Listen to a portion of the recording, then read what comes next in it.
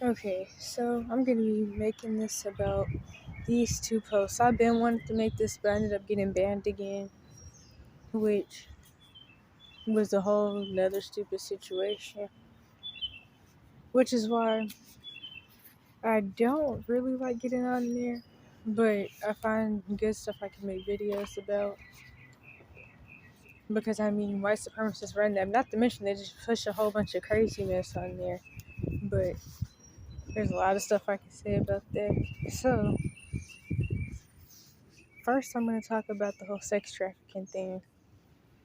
So, for one, honestly, if it wasn't for the fact that it could be risky because depending on how long they've been on the drugs, they may be like dependent on them.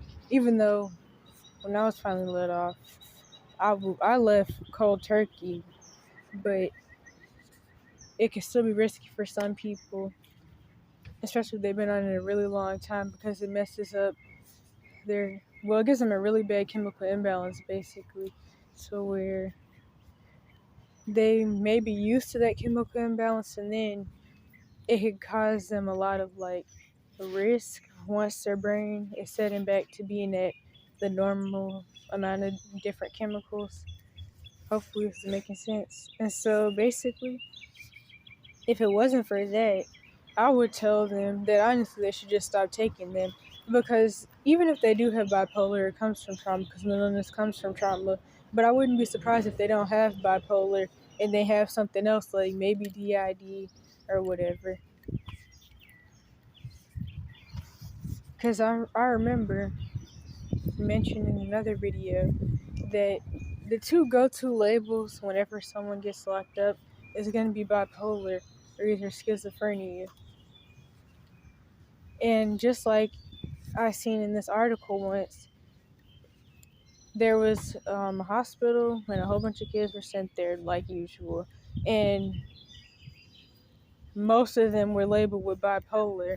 And then after keeping track of the kids, most of them didn't have bipolar.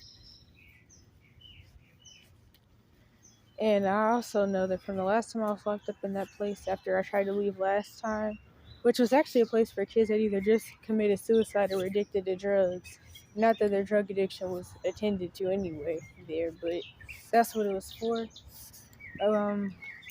A lot of people were labeled bipolar, but they actually obviously had BPD and not bipolar. And then some others just didn't have it at all, but yeah. So I would tell them to just stop, because the thing is, these labels are doing nothing but making the victims look bad. And I actually have a video I made about this a little while ago, about how psychiatrists help sex traffickers, and how, the summary is they label off the sex trafficking victim like they do with any victim of anything bad that's under 18. And so then the traffickers can just say that the kid is crazy or whatever. And it's pretty easy for them to go get the kid labeled, because they could be in one of the bloodlines where they sex traffic their own kids, but they usually don't do to the point of killing them, because they don't want to kill their own kids, but they will kill the other random kids that they find. And so basically, then because they either already have vital records for them or they just make ones, because that's what they do in sex trafficking. They make vital records. They constantly do blood tests to see if they have STDs and all that. And so they can take them to the doctor to get them labeled. And of course, anytime the victim tries to speak up about the sex trafficking, they just say that their victim is schizophrenic and that they're having hallucinations, that they're being sex trafficked. Which I don't even think that's... what is that really? A hallucination or delusion that you're being sex trafficked? It just sounds stupid. But people are so ignorant anyway, to where they go along with this stuff. Because honestly, for the people that always pretend that they care so much about racism, if they actually really cared about that, they would have got systems like this shut down, because they were built off eugenics anyway. So yeah. The victim gets labeled off as the crazy, bad, mentally ill person. And then the perpetrators have no label. So, like this one lady said who's a child abuse advocate, when you give an abuse victim a mental label, you're making it about what's wrong with the child instead of what's wrong with the perpetrator. And it's true. So now this girl's on quote unquote meds because they're not even meds. They actually do way more harm than good and do eventually lead to death and hundreds of physical, mental, and neurological problems like sexual dysfunction in males and females. People commonly only think about that in males, but it can happen in females to where it just messes up all the nerves and just a lot of different stuff that's way worse than that too. But a lot of people really get depressed because of that specific side effect, the PTSD. And so now she's being drugged up and she's even brainwashed enough by the mental health system to where she really thinks she needs to be on these drugs. Because I know plenty of kids like that. Because to be honest, a lot of the people aren't running around saying they don't have this and that. People are actually claiming these mental problems that they don't have because they really believe this stuff and they really believe that the meds are helping them and that they're actually meds, but actually they're causing them a lot of harm. Because people think that mentally ill people are always the ones that are saying that they're not mentally ill. That's actually not true. The only person who would actually have some type of problem and say that they don't have it is if they also have some narcissism mixed in there. Like people who are actually schizophrenic aren't going to say they're not schizophrenic unless they also have some narcissism. Other than that, that's not going to happen. Plenty of schizophrenic people and people with other mental labels love taking their meds, quote unquote meds. And it's honestly sad that they really believe this stuff is helping them, but it's actually causing them more issues and it's not treating them anyway. Like, there's this one girl, she's at more risk of extra problems because she does the psych drugs and other drugs. And so they actually cause her a lot of extra issues. Because if she wasn't on any of them, I bet she wouldn't have half the problems that she has. Especially while still being, sexually exploited by all these dudes. And it's like, none of these people are going to jail, but she's getting locked up every time her mom feels mad at her for whatever reason. And so she's getting locked up, but all the different sexual abusers that need to be in jail aren't getting locked up. And that's what happens. Nothing is set up to protect victims. Everything's set up to protect perpetrators. And really, the victims are left to fend for themselves no matter how old they are. That's why people like this girl are at, what's the word? At odds, I guess maybe that's, I can use that. Or at odds to where she's facing to just be homeless and possibly go through more sex trafficking.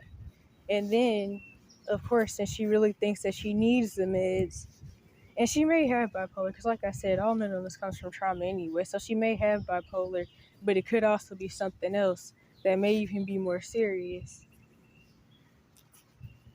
Because, of course, the labels are either a trauma cover-up or they're just from the trauma. And they actually have something else. Wait, no. They either get one label. Okay, so basically, a good example is like ADHD. They may have ADHD because it comes from trauma anyway, but the ADHD could just be used to cover up their dissociation and their focus on ruminating on things that happened, bad things that happened, like flashbacks or whatever. And so the ADHD could be used to cover up that, or they may actually have it. Dang, something's in my eye. So, yeah. And then plus, she's at risk of more sex trafficking if she was to get kidnapped. So, yeah. Then for the second thing, the second post, I'm still trying to figure out what's in my eye. That's exactly what I've been talking about. The victims get labeled off to be made to look like some bad, crazy person, no matter how young they are. And then the perpetrators still get to get away with whatever. And the thing is, I realized a long time ago that it's not that people don't believe, it's that people don't care. And then people pretend not to believe you as an excuse to not do their job. The mandated reporter's favorite thing to tell somebody is that they don't believe them. Hold up, I really gotta figure out what's in my eye though. But I don't even... Wait a minute. Okay, it's still in my eye, but I can't get it out.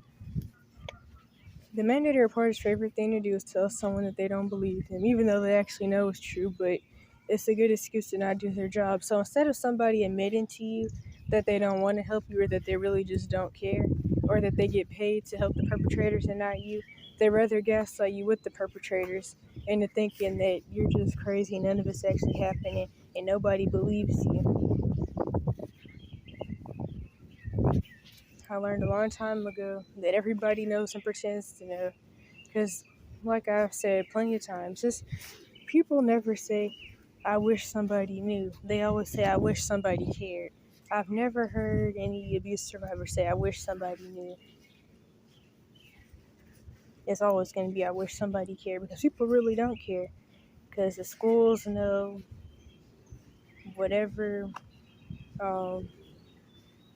company or business or whatever that's supposed to help knows. The community knows, the neighbors know. Everybody always knows, but nobody does anything. And there is no system put in place to help. In fact, there's laws put in place to try to keep people from helping and scare people into not helping, like the harboring and runaway laws. In fact, when I was in self-confined placement, well, I was in there, but since I got in-school suspension, which is honestly insane, because especially at self-confined placement, that might as well be the in-school suspension, because the in-school suspension was actually better than that. So I was in class with other people who were in the suspension that were considered the quote-unquote normal kids. Sometimes, because, the suspense staff did admit that the quote-unquote normal kids are actually worse than we are. But there's a lot I can say about that.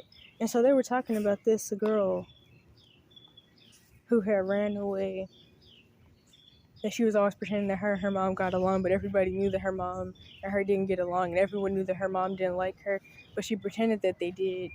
And the girl, her boyfriend, and his mom all went to jail because they helped hide her from her mom. So her mom was so bad to where the boyfriend's mom is helping hide them in the house, because a lot of people don't want to do that because of the chance of somebody getting pregnant or something, but the mom was so bad that the boyfriend's mom was helping hide her, and they all went to jail. There is no system put in place to help, and there's a system put in place to keep people from helping and scare people into not helping. Because like I always say, child abuse isn't a coincidence, it's an agenda. Because the more people walking around with unhealed trauma, because actual real help costs a lot of money. All this free stuff isn't there to actually help you. If it's free, even if it has nothing to do with mental health treatment or any of that, if it's free, it's not for you, most likely. But specifically, if it's for medical treatment, it's definitely not to help you if it's free. Quote unquote free, because a lot of things that are considered free really aren't free. But anyway, so what was I saying? Dang, no, I didn't. Hold up. Oh, yeah.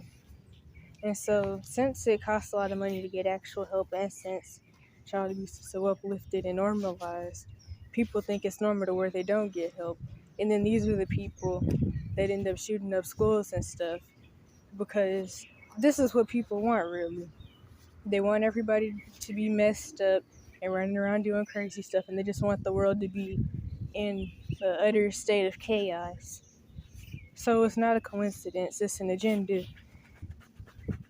Obviously, because if it was a coincidence, there would actually be laws and systems put in place to help, and there would be few situations where somebody wasn't helped. But it's not like that.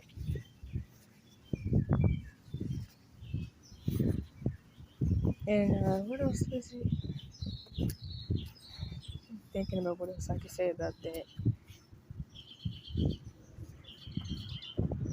Oh yeah, and also in the second post, that boy situation is also something else that I mentioned before in a video that I used to have before they all got deleted, which is, it was way before I even started piecing together the whole Cash for Kids system and piecing together a lot of things, but it still was a pretty good video, and I made it in, I think, 2020, so it's before I started really doing, well, not before I started really doing, before I started doing the evidence channels. And so basically, it was about how all the kids that were getting locked up were all in abuse situations, and they were traumatized, and nobody cared, and nobody's actually helping them. And I also mentioned the fact that the places lie about how long you actually stay there. They'll say 30 days, and then you end up in there for months or years. And then once they finally let you leave that place, you're sent off to another place that makes money off of you and drugs you and abuses you. And it was like a breakdown of the Cash for Kids system, but not as in depth, and before I actually knew the term Cash for Kids system.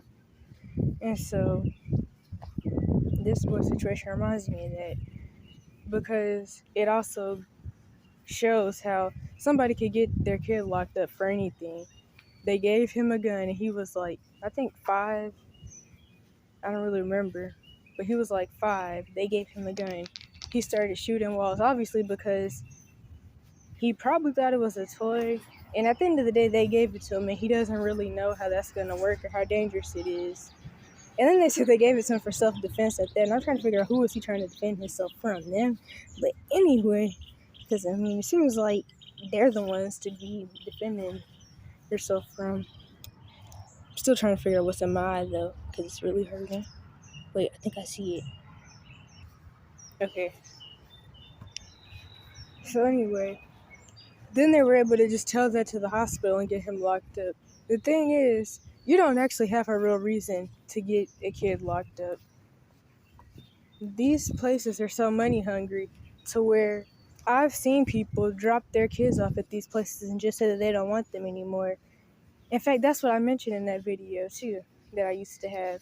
I mentioned how parents can just drop their kids off and say they don't want them anymore. And instead of the facility or institution or whatever calling CPS and putting them in, trying to get them put in foster care, the mental health system will play foster care and send the kid around to different institutions until 18, if the kid even makes it to 18 without being completely insane by then or dead, whether it's from suicide, the quote-unquote meds, or what else was it? Oh yeah, and then getting killed by staff members, because that's really common too, because of the quote-unquote restraints and just the fact that a lot of abusive stuff goes down in the Cash for Kids system. Which, of course, I now know that the foster care system is also part of the Cash for Kids system, and honestly, you're at risk of still going through types of Munchausen by them, because they'll also send you around to get labeled. In fact, there was this video from like 9, well, it's probably way more than 9 now, because I watched that in like 2020, so like, I don't know, it's from 3 years ago, like it was really, really old, but it was about how foster kids get labeled off with all types of mental labels that they don't have. Like there was this one boy, he was like 9, and he was showing all the different meds that they had him on and were forcing him to take quote-unquote meds, because psychotropics aren't meds. They actually give you the problems that they claim that they cure, which they can't cure in any way. Honestly, I don't really think any part of the medical systems have really been about curing people for the past I don't know how long. Back when people used herbs and stuff, then it was about healing people. But once this Western European eugenics medical system came out, once that happened, it already wasn't about curing people anymore. But anyway, so he was talking about how they said he had bipolar and multiple other things that I can't even remember. And he showed like 10 pill bottles, which is that's way too much meds, even if somebody was bipolar, because I mean there's like specific meds that are supposedly for bipolar disorder, so there should only be one pill bottle, even if they were to claim he did have that. And so anyway, I mean maybe for the other things that they say he had too, but I think the other one was ADHD, and that's That's just stupid, to be honest. I really hate the ADHD label because that's always used on melanated people. But yeah, so you mentioned that he's not even bipolar and all that. And in fact, I've heard of foster kids getting put in homes where somebody actually cared enough to take them off all of those meds and stop going by all those crazy labels that the kid doesn't have anyway.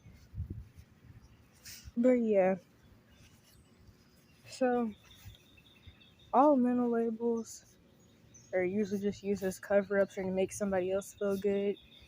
And then the quote-unquote treatment is just used to make the people around the person feel like they can, I don't know, quote-unquote handle them more sometimes. Because, like, when it's not just about trauma, I guess I can use autism as, like, an example. So, like, somebody with low functioning autism, which some people claim that you shouldn't use those terms, but then you don't know what else to say. So, they're said to, like, make noises a lot and all that.